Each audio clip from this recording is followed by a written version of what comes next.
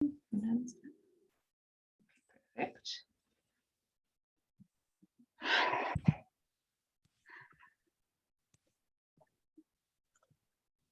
I'm going to mute myself for a bit and then I'll be back. Okay, me too.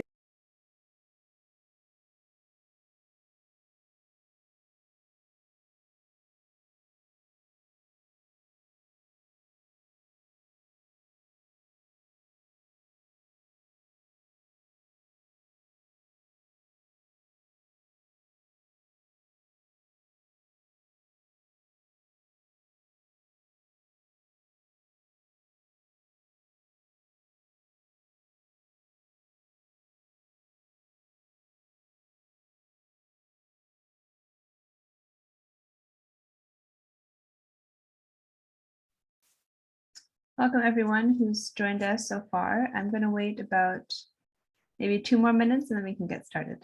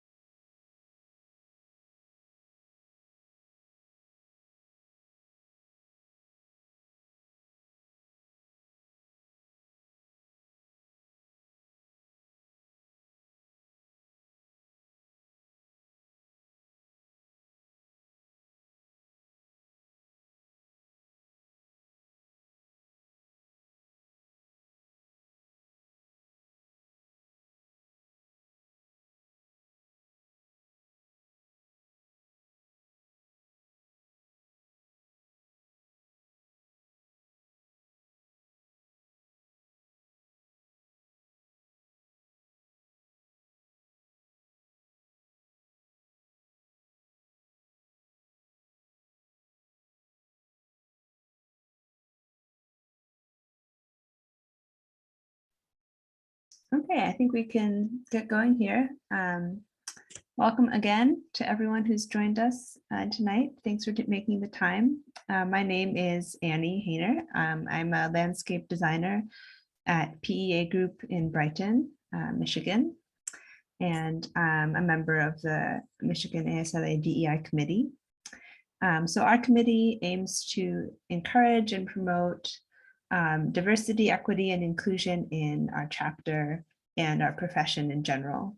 And as part of this goal, we have these bi-monthly webinar series, which aims to highlight minority design students and professionals to provide a platform to share their experiences within the broader profession.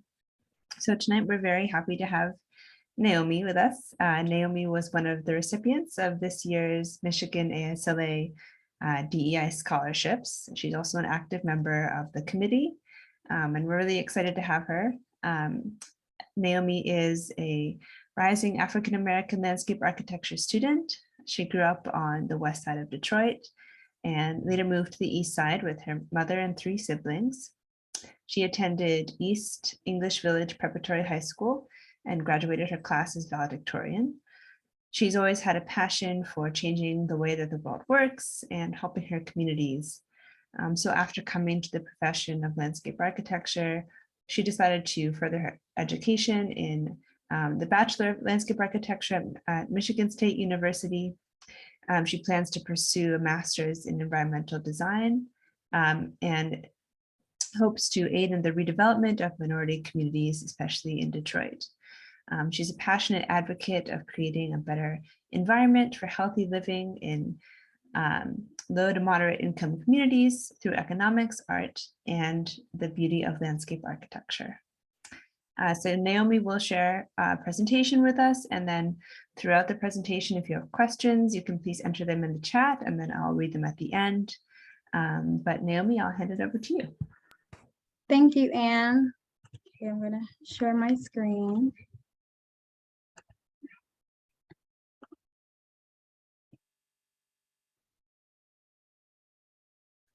So today I am going to be talking to you guys about creating bridges with DPS, Detroit Public Schools, through landscape architecture.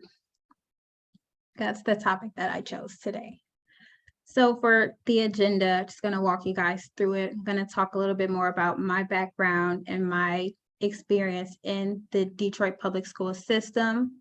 And I'm going to explain to you guys a little bit of what landscape architecture is and why I decided to pursue it, and, you know, the unconventional approach that I plan to take after graduating, and how I plan to create those bridges and connect DPS with landscape architecture, why they should be connected, and the benefits and opportunities that students can have while pursuing this.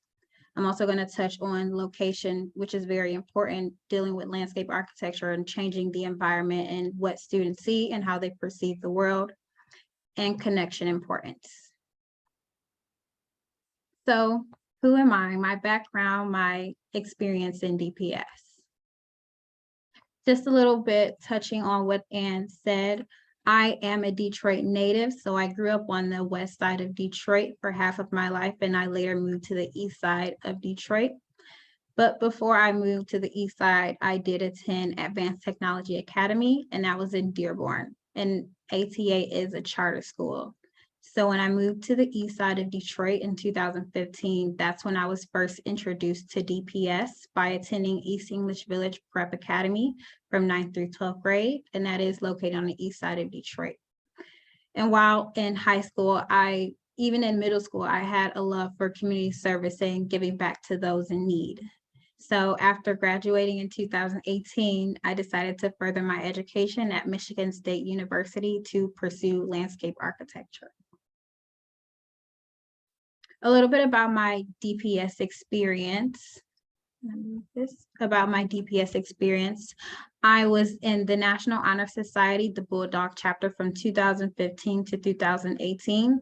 And like I said, with community service, we wanted to highlight that a lot. So adopting families for Christmas to give back to those who couldn't give, and also doing food drives and donating to the Van Islander Cancer Center. I was a part of a Women of Tomorrow group where we promoted women empowerment, which was a really good community service for me. And I also was in JROTC from 2014 to 2017, participating in drill, armed and unarmed raiders, doing the JCLC camps, and even participating on their staff. And I also ran track and field for a couple of years. So what is landscape architecture, and why did I decide to pursue it, and what is the approach that I want to take? So when you think about landscape architecture, as a student, even as a landscape architect, there are so many things that come to mind. That's why you have this really big circle with all these different kinds of words. It's about sustainability, community engagement, the environment, you know, changing the way people see the environment, adaptability, resiliency, diversity, which is very important, making those green spaces.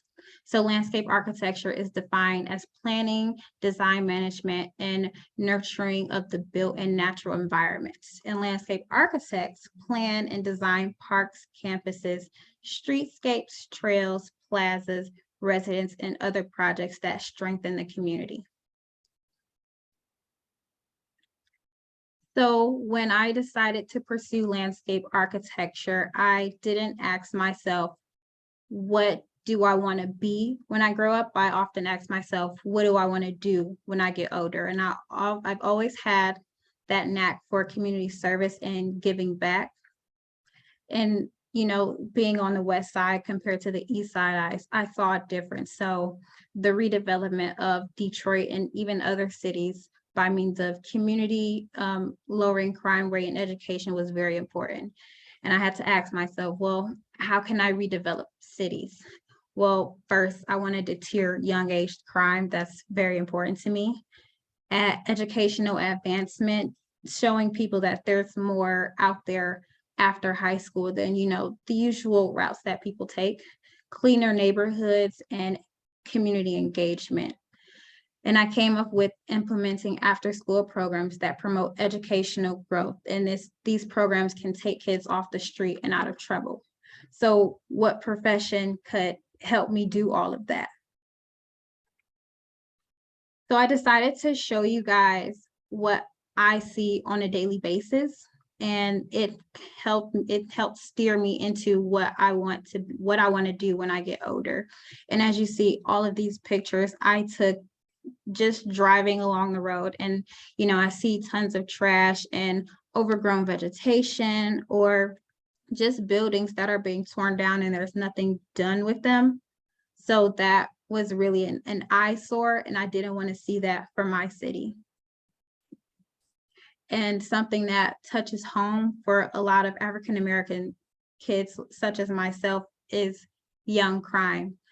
Violence is very high in Detroit, and it's always with young teenagers. And that's something that we need to deter, because people don't deserve this. And, African American students, such as myself, we also often think that there isn't any other thing to do other than graduate high school or get into a life of crime, and we deserve better than that. So I decided to pursue landscape architecture, because not only can I deter crime at a young age and promote cleaner neighborhoods and community engagement, but I can also implement programs that will help kids get off the street and better themselves as well. So that's why I chose landscape architecture. And the unconventional approach that I have is a bit different, because you don't really hear or see people talking about this, but I want to diversify the profession as a whole. I want to lower crime rate, clean the neighborhoods and community engagements, and all of that goes into educational advancement, because as a profession, we have to get people into what we're doing, and a lot of people don't know what landscape architecture is. So that's why with this educational advancement program, they can see what landscape architecture is, what we're doing, and how it relates to them, because I strongly believe that landscape architecture relates to everybody. Whether you know it or not, it does relate to you. So I'm going to touch a lot on the creating the bridge and connecting DPS with landscape architecture. So definitely, how can landscape architecture be implemented into the DPS system? There are two ways: through a VOTEC system and after school programs. And then I'm going to touch on why the connection, why is this connection needed for students in DPS schools, and then the benefits that DPS and landscape architecture has, and the potential opportunities that we can offer students even when they're in high school and after high school. So the implementation of LA and DPS. VOTEC is a vocational technical program, and that's during school, where kids, they have school in class for half of the day, and then at the next half, what they do is they take a bus and they go to another school, and they learn about different programs. So a few programs that connect strongly to landscape architecture: a horticulture program, which is new and improved, and it has not been used since 2014. And I'm so happy that it'll be back implemented this year. And that program is basically where students learn about the produce of fruits and vegetables, flowers and herbs, and etc. And in landscape architecture, we use a horticulture program to know what plants are good for the environment. And plants have a lot to do with how we grow the environment and how we sustain what's around us. They have a welding and cutting program. And one thing that I saw that was really interesting was students design and they make decorative furniture. And that relates to landscape architecture, because we use a lot of outdoor furniture. You could be walking on a streetscape and you would see a seat and it would be just really a really weird seat, but a student can make that seat, you know? So it's a lot of hands-on. The mechatronic programs, which is a very important program that deals with CAD skills, so AutoCAD and detailed drawings with exact dimensioning and hand drafting. And I can personally tell you, hand drafting and AutoCAD skills are very important in the landscape architecture program. That's like the backbone of what we do. And you know, knowing these skills in the profession is very important. They also do construction mansory. So that's more of the engineering part. So if we have students that want to do engineering, they can go into construction mansory, knowing about construction materials and building construction designs. When we do our designs, we have construction documents and we need to know, basically giving it to the engineer and saying, this is exactly how something should be built. So it's very important because it has to be very detailed. And also site preparation and infrastructure. And that is also a good part of landscape architecture, knowing how to prepare a site to be demolished or built and the steps to take it. And lastly, graphic and printing technology. So that's a lot of Adobe. So you have Photoshop, Illustrator, InDesign. And Photoshop and Illustrator are something that every single landscape architect, landscape student, a designer, we use that on a daily basis. And the reason why VOTEC during school is very important is because we want these students to get a hands-on learning while they're in high school. So if they do decide to pursue this career, they already have a step ahead their first year because they'll know the designing, they'll know the AutoCAD, they'll know the hand drawings, they'll know how to do what's about to be taught to them so they can be pushed ahead. But not everybody wants to take VOTEC. When I was in high school, I wasn't interested in VOTEC. I was always just interested in community service and a little bit of athletics program.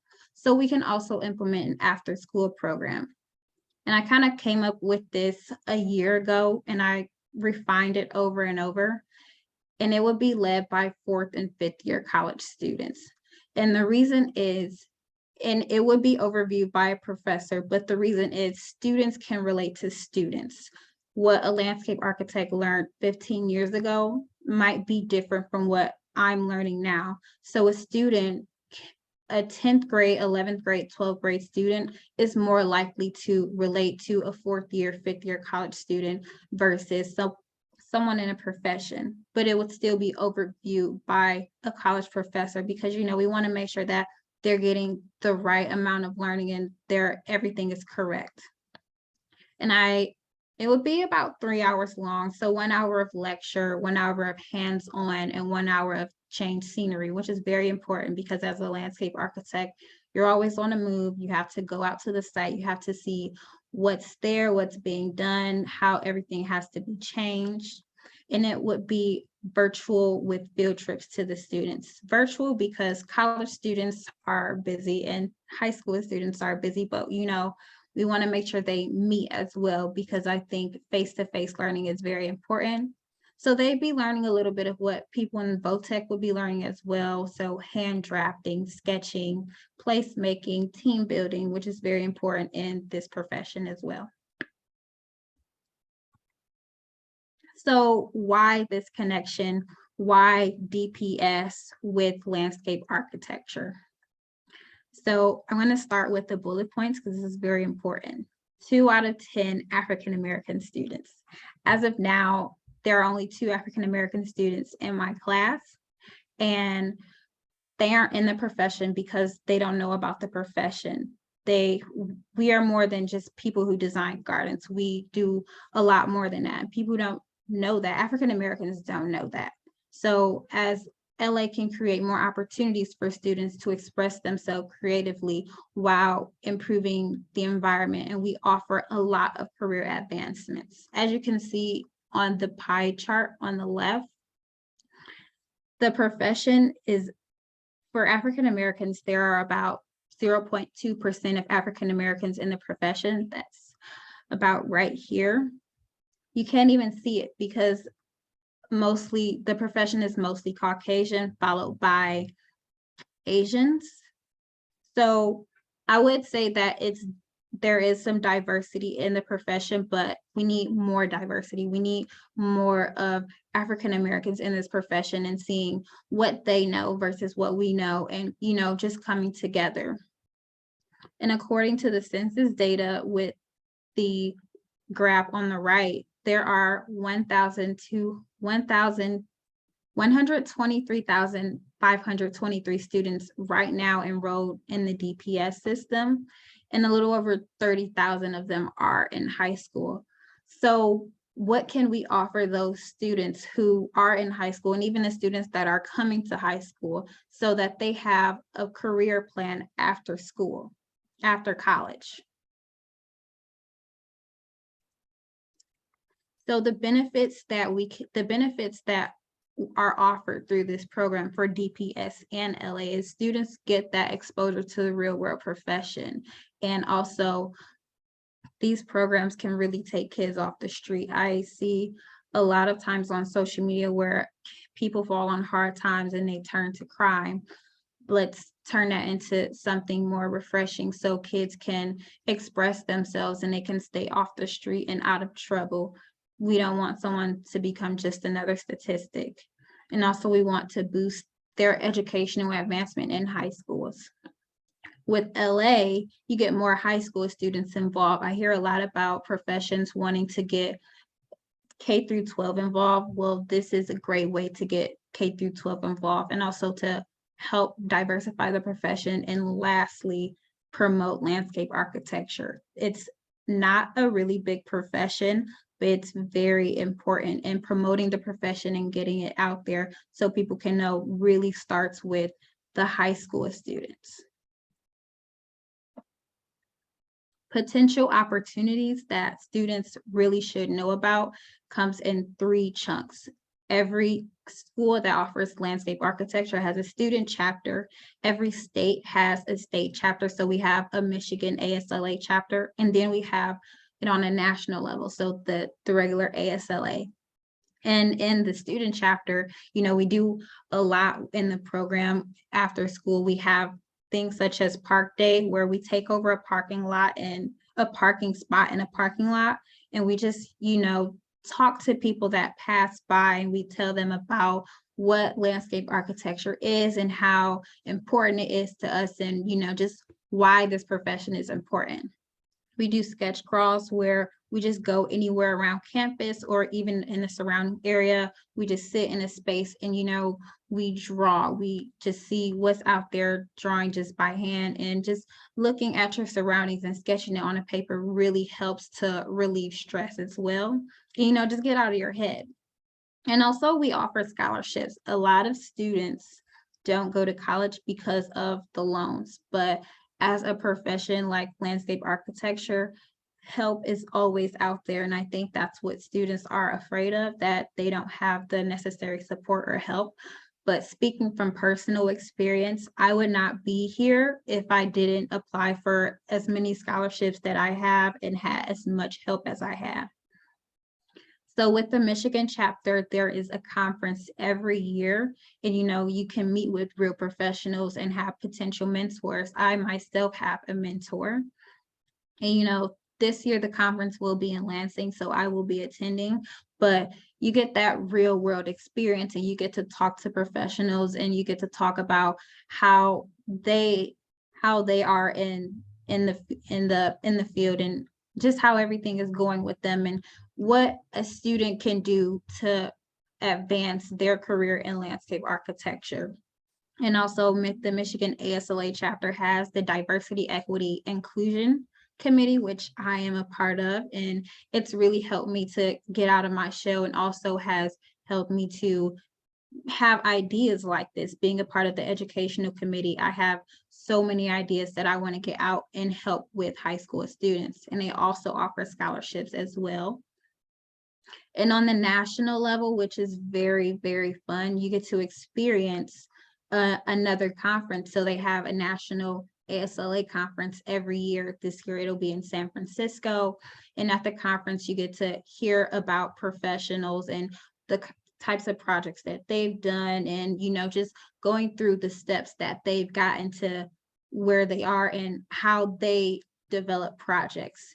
You have expos of the landscape architecture, and that's basically where a lot of people come together and they kind of showcase the materials and what they do. So for example, you have Play World that has a lot of park materials for kids, ID sculptures that just has sculptures that you would put in a landscaping area. And then you also have Greenfield Outdoor Fitness, and that can be something that could really benefit the city, where people, you know, you want to work out, but you can't go to the gym. Well, you have an outdoor fitness area, so you don't really need to go spend money to work out because you have a nice green space where you can work out at.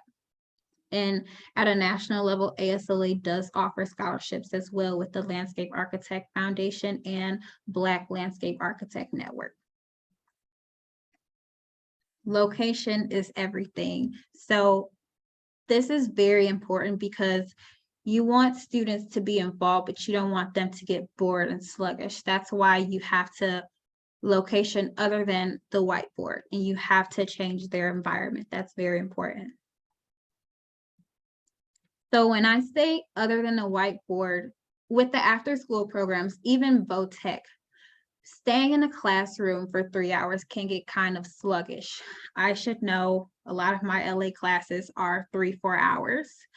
Taking students out of their regular environment and taking them around the city just so they can see the good parts of what the city has to offer. I often see a lot of abandoned buildings, trash everywhere, but what about the good parts? You can take students to Belle, that's on the left, and then from top to bottom, you can even take them to the Riverwalk. In the middle, there's a green space that you can take them to, and even DeQuinder-Cut. And a lot of people, like myself, I've never known where DeQuinder-Cut was, and visiting it for the first time, seeing what it was and what it's been turned into is absolutely beautiful. And a lot of people don't know that this is the work of landscape architects. It's not the work of an architect, it's the work of a landscape architect. And it has a lot of ecological advancement, but also you want to make sure that people are coming together to enjoy these spaces. These spaces are for the community. But then you also have different places around Michigan that you can take people to as well. So you have Mackinac Island, Mackinac Island, the bridge, beautiful. You have Sleeping Bear Dunes where people can go and they can walk trails. So you want to change the perception of these students. You don't want to keep them in the classrooms because that way they'll get bored, and you want to show them that there's more than just what you're putting on a paper with your pencil. You want to show them, if you design this on a paper, this is what it can eventually look like when it's built in real life. And, you know, students are in awe of all of that. I know I was. Changing the environment. So this is probably my favorite. Every year, landscape architects, students, urban planners, we gather in a different state and city, and we just talk about landscape architecture and innovation and the next big thing. And I mentioned before the conference in San Francisco, and last year we had a conference in Nashville, Tennessee. The way that I envision it is to invite high school students that are in these implemented programs to the conferences, because we want them to broaden their horizon and think big and have something to look forward to after graduation, you know, talking to the real professionals and seeing exactly what this profession has to offer, not just, you know, drawing every day, because there's so much more to that. So the connection importance and why this means so much to me. So on a personal note, every time I would come home from college, you know, my friends and family will always ask the same questions. How's school? How are your grades? And I know the first year, a lot of people ask me, well, what are you majoring in? And I will always say landscape architecture, and I would get the same response. So you're gonna be building gardens, or, oh, can you build me a house? And I didn't take offense to it at first. I didn't take offense to it because they don't know what it is. But that's why it means so much to me, because a profession that's resilient should be shared with everybody. And the way I feel about landscape architecture is kind of how a person feels when, they chew gum and they drink water after they brush their teeth. You can't really describe that feeling, but it's weird at first, but it's so refreshing. And I feel very refreshed when I talk about why it means so much to me and why I want to do it, because I really feel like this profession can deter crime. It can get people off the street. It can provide so much advancement in education. It can bring the community together, and also, just keep the neighborhood clean, which is very important.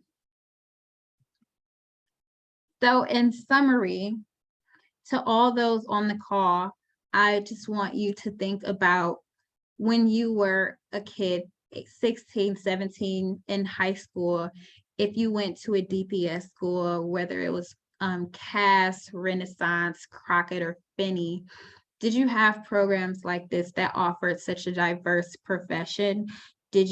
What were your neighborhoods like? Were they clean? Were they unclean? How was the community? Did you know your neighbors? Were you friends with your neighbors? Was it okay to trust them? And how was the safety part for it? Like, did you feel safe in your neighborhood? That's the takeaway from this. And if you can answer all of those questions, and then right now you see the opposite, then help out, be a part of the change, because we want to see the younger generation growing. We want to see them better themselves, not just for us, but for themselves as well. And that's the end of my presentation.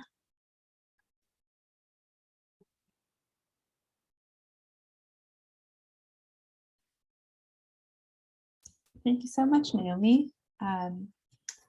Yeah, it was wonderful to hear from you, and just really cool to see how you're thinking about making connections with systems that are already in place, but also creating things that don't yet exist. And it's really inspiring to see you advocating for the profession already, even while you're still in school. And so it's great to hear your perspective. So thank you so much. Thank you so much.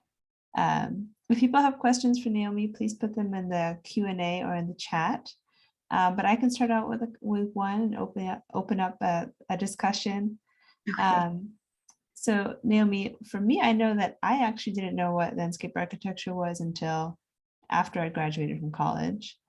So how did you actually find out what it was? Did someone tell you? Did you find out in school, like through a program, or what did that look like for you? I did not actually. My original plan was, my original plan was to become an architect, because I knew what architecture was, and Right. I knew that I still wanted to advocate for Detroit, and that was going to be through buying abandoned buildings and houses and redeveloping them to low-income housing, community centers, also just, to take people off the streets and so they can have a better life. Mm-hmm. I did not get into the school that I wanted to get into. And the school that I did get into was a bit pricey. So, like I said, I had to ask myself, well, I know what I want to do. What is a profession that I can get into where I can still do this? And when I found landscape architecture and I figured it out after my first year, I was like, I can do this, but I can also help environmentally. So it's like a win-win. And I'm very glad that I stayed in that profession. It can be difficult at times, but that's why I have a lot of great mentors that help me out, and I have a great support system of family and friends. And I just push forward. And I think a good drive for me is helping the city of Detroit, especially the kids, because I came from a DPS school. I didn't know what it was. And the kids that are going to be taking those VOTEC classes, they're not going to know what landscape architecture is, even though all of those classes that they're going to take are connected to landscape architecture. Mm-hmm. Absolutely. Yeah, I totally agree with that. I mean, the skills that you were talking about as well, things like drafting, sketching, putting things in the computer. Again, those are things that I also didn't learn until many years after college. And so putting those systems in place so that you have the Exactly. knowledge to do them So early is really, yeah, really so I key. was very fortunate. I'm very fortunate that I know what I know, but it would have really helped me if it was offered in high school. If it was offered in high school, because they Mhm. have art class in high school, but they don't teach you how to do what we're doing. But if Mhm. we're implementing this and students can see, oh, this is really cool and it can help out, then maybe they'll want to get into the profession. Mhm. Absolutely. And you talked about mentors being a really important part of your development. Could you speak to that a little bit more? Yes, I actually have a mentor on the call, Awesome. Corin Breeding. I met Corin last year at the conference in Nashville. He is a Mhm. part of Black Landscape Architect Network. And, he kind of pulled me to the side after a panel and he kind of resonated with me about the program and how he went through it versus how I'm going through it. So that really helped me to get to know Corin. And I also decided one summer that I was going to go to the ASLA Mentor Bash. Okay. And I told them, I was talking about the exact same thing that I'm talking about with you guys. And after one person reached out to me, her name is Sarah. She's like, I want to be your mentor. I was like, okay. Stephanie is a great mentor to me as Mhm. well. She's actually the first African American person other than Dylan Smith that I met in the profession. And Mhm. she's pushed me to, step out of my shell and get more involved and do a lot and, make sure that my voice is heard. I know as being in the classroom that I'm in, so sometimes I feel a little shy, but she's helped me to, see that my Mhm. voice matters just as much as the next person. Mhm. So my mentors have helped me a lot. That's amazing. Yeah. Um, those connections are so important, and it's great to know that that support is there, and that people who are looking to enter the field can have that kind of role model and mentorship that they need to advance.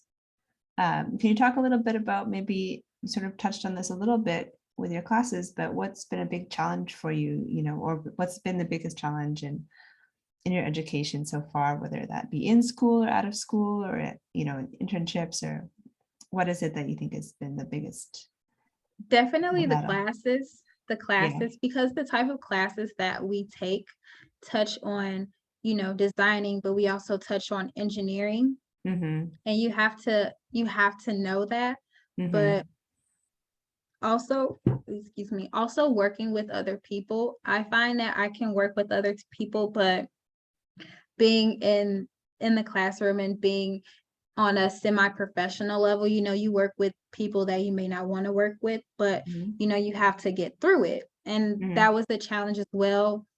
I think the biggest challenge that I had was that a lot of my peers were a little bit more advanced than me. And that's why I want to do what I want to do, because Mm-hmm. I don't want someone to walk into this program not knowing anything and then their peers know a little bit more than them. You kind of start to feel smaller when you get that way. And if you feel Mm-hmm. smaller, then you're going to step back and you're just going to do the bare minimum. And in this program, you can't do the bare minimum. You have to show out, you have to be creative, you have to make sure that your voice is heard, because Mm-hmm. that way people start to notice you. And that's something that I learned a little bit later in the program.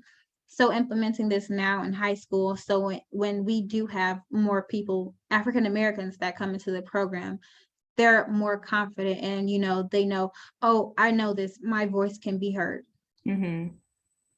Yeah, no, I think you touched on a couple of things that really resonated. I think the idea that, first, that landscape architecture is such a broad field that you do have to know so much about so many things, and that can be really intimidating. I think it's probably, true for anybody coming into the profession, that there'll be something that they're not good at. There'll be something that you still have to learn, whether it's the science or the art or whatever it is. We all have a weakness, and so that's always a challenge. And collaboration is a huge challenge. Like, every project is going to involve people from different fields and different disciplines, and um, the kind of management of people is a huge part of, every workplace, but it's a big part of what we do also. So that's a great point to bring up. Yeah, and then the confidence, that last point that you made is also a huge thing. Like design sort Yes. of, it's hard. It's something that you have to sort of build up confidence in, because sometimes it's very subjective. Sometimes, it's intimidating to kind of put your idea on paper and just see what people think about it, and taking those initial steps, unless you have the encouragement there, can be really daunting. So yeah, Very. I think another thing another thing that was hard was criticism, because exactly.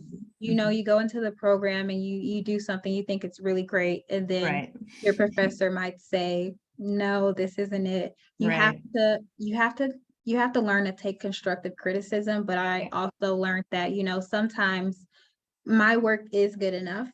So I have to stand my ground sometimes. And I think that was a bit hard. Yep. And, you get further into the program and your teachers start to introduce you to real projects. So for example, last fall, I did a project with DNR for Belle, the old zoo. And I didn't know that there was a zoo at Belle as many times as I've been there.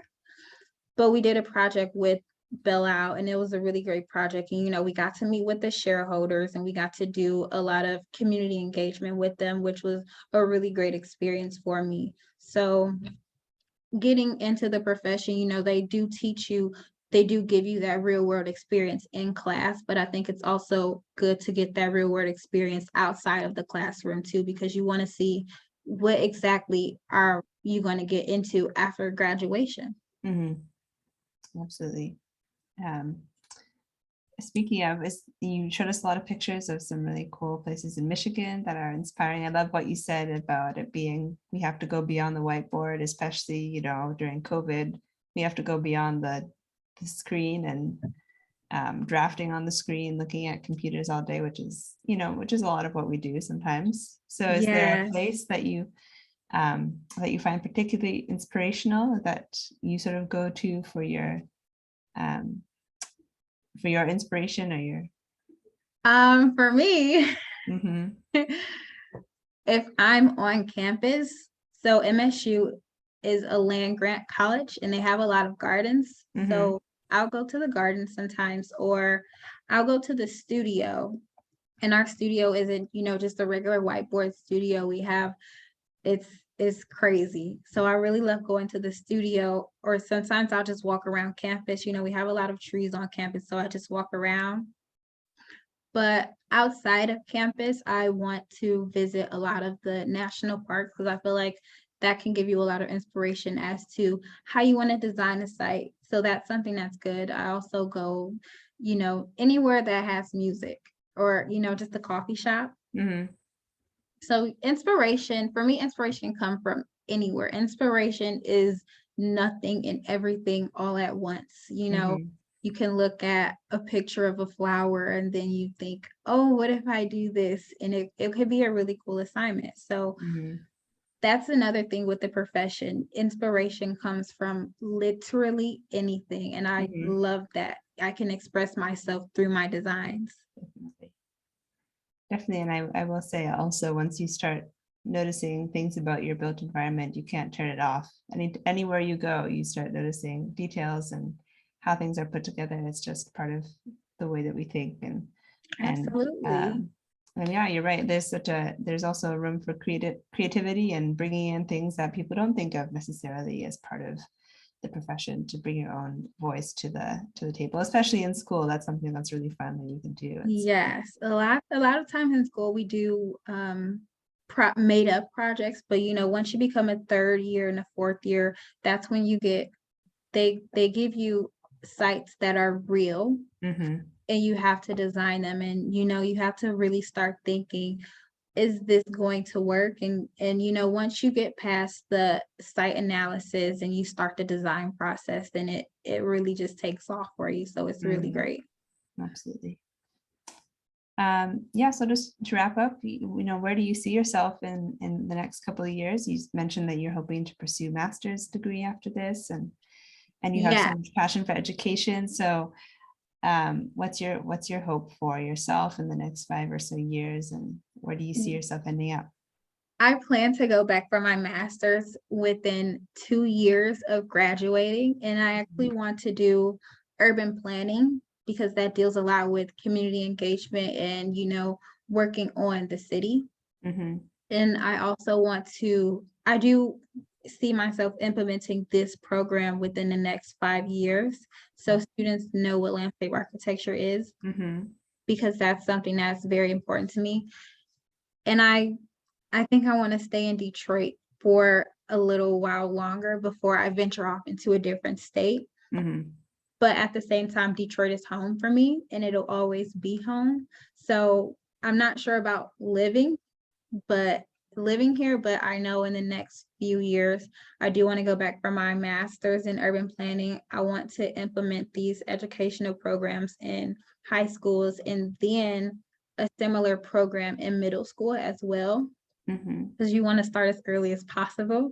Mm-hmm. And then I also want to start up a nonprofit organization in Detroit where we focus on cleaning the city and, boarding up those abandoned buildings and abandoned houses and just beautifying Detroit and venturing off into different cities. Once Detroit is in good standing, I want to go to Chicago, do the same thing, Atlanta, do the same thing, Philadelphia, all the cities that people consider, full of blight and deterioration with a lot of African Americans. So, we can just better that ethnicity group as a whole. Mm-hmm. Awesome. Well, we are all behind you, and we're so excited to see where you go, Naomi. Thank you so much for spending the time with us tonight. Thank Thank you. you to all of our attendees for joining us. This recording will be available on YouTube shortly, and we also have another webinar coming up in October, I believe. So if you're enjoyed this, and please stay tuned for our next session. So thank you all so much for being here. Thank you, Naomi. Thank again. you. Yeah. Bye. Have a Thanks, good night, Annie. everyone. Bye. Bye-bye.